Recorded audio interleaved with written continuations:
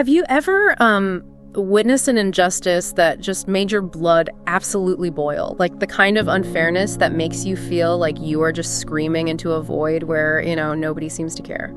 Oh, absolutely. I mean, we have all been there. Right.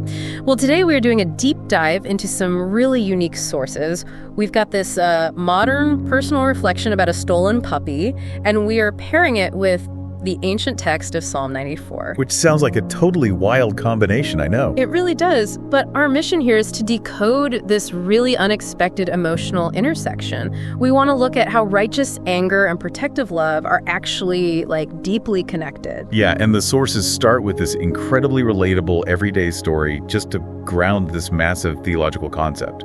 So there's this devoted dog owner, right? And his dog recently had puppies. Okay, cute. Right, but after days of an acquaintance just begging to adopt one, the owner reluctantly hands one over. Oh, I see where this is going. Yeah. A week later, he discovers that the acquaintance secretly gave the puppy away to a total stranger, just because, raising it was quote-unquote too hard. Oh, wow.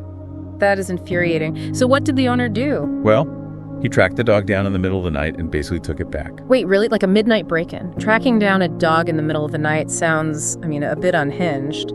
Is the text really equating a literal midnight heist to divine justice? I mean, it is intense, yeah. But that intensity is the whole point. The text describes his anger as just rising to the top of his head. Right. But underneath that fury is this profound devotion.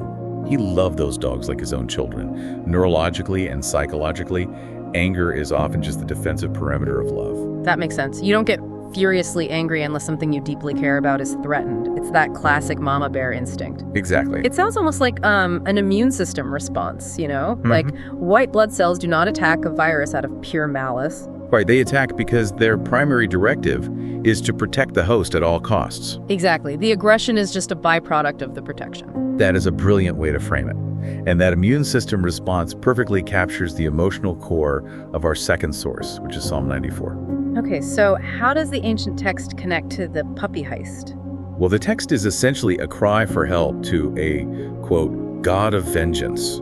It's aimed against corrupt rulers who are crushing people, murdering the vulnerable, and arrogantly claiming the Lord does not see. See, I am struggling with the phrase God of vengeance here. Usually that conjures up images of this volatile deity just, zapping people out of petty spite. Oh, for sure. It sounds terrifying. Yeah. How does our midnight puppy rescue fit into that scary imagery? Because in the context of this ancient text, vengeance isn't about blind, villainous wrath.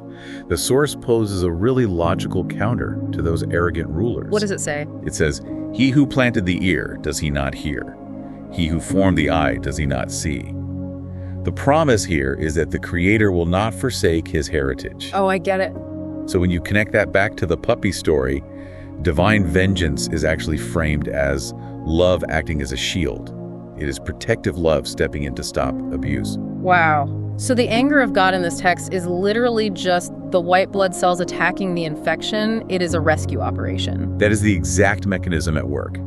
And to really drive that home, the source material brings in John 3.16. Oh, the famous verse about God loving the world so much that he gave his son. Yes, but the authors use it here to establish a baseline of ultimate sacrificial parental love. Right, because you can't understand the vengeance in Psalm 94 without first understanding the depth of the love in John 3. Precisely. The fierce response only exists because the love is so profound.